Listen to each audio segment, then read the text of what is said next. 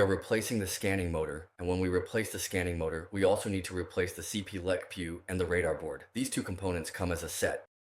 Of course, after we've finished replacing these two parts, we need to reset the computer, and we also need to reset the controller. C refers to the reset of the CPLI.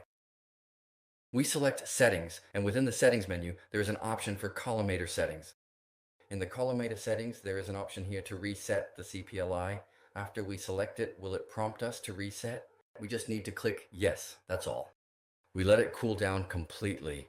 After carefully replacing the scanning motor and the CPLI radar board this time, we absolutely need to perform a comprehensive CPLI reset procedure.